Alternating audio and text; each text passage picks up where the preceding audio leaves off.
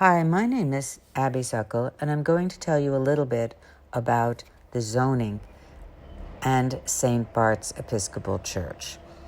In the late 1970s, the neighborhood around the church had changed.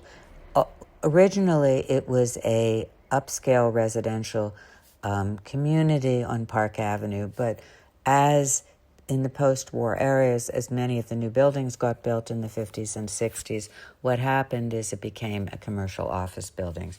And the parishioners moved further north, so the congregation began much smaller. In 1981, St. Bart's decided to tear down its 6-story community house and lease the land for a skyscraper, which was to be built by the British real estate magnate Howard Ronson. They would receive an income of $9.5 million a year for 10 years, plus higher annual amounts for 90 years thereafter, which would fund the church's building maintenance, community activities, soup kitchens, and shelters in Harlem and the South Bronx. The Reverend Thomas Bowers said that the church would have to close without the funds from the skyscraper. Opponents said that the church's $11 million endowment, plus funds that could be raised in the community, would allow it to continue its programs. So there was a lot of contention within the church community. The 59-story skyscraper was designed by Edward Durrell Stone, and quote, "Not since Penn Central Railroad decided to put a skyscraper atop Grand Central Terminal has the land use issue in Midtown Manhattan ignited such passions as that proposal to sell off St. Bart's," said Paul Goldberger in the New York Times, who called it, and I quote, "the wrong building in the wrong place."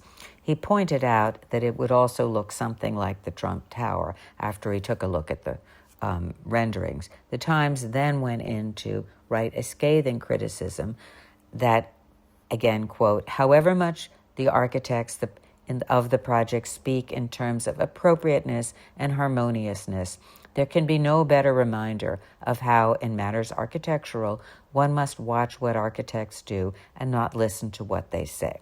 And of course, the Times documented the expansion of the budget as the building was redesigned to, quote, fit in. It would now cost over $110 million.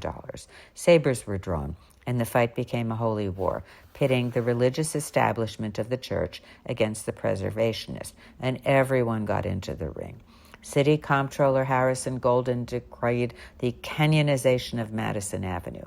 Philip Johnson, Jackie Kennedy Onassis, Brooke Astor, and Brendan Gill, New York, lined up to fight the proposal on the grounds that it would, as Gill put it, mutilate one of the most beautiful churches in the city to make a real estate killing. At stake was the question of whether churches were exempt from the city landmarks law, and the case went all the way to the Supreme Court to establish the precedent that they were not. However, the story is not over.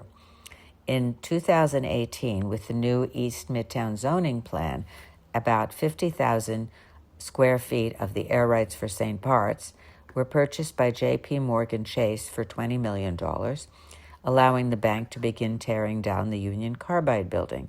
In 2023, Citadel purchased an additional $78 million of air rights to enable them to build 350 Park Avenue.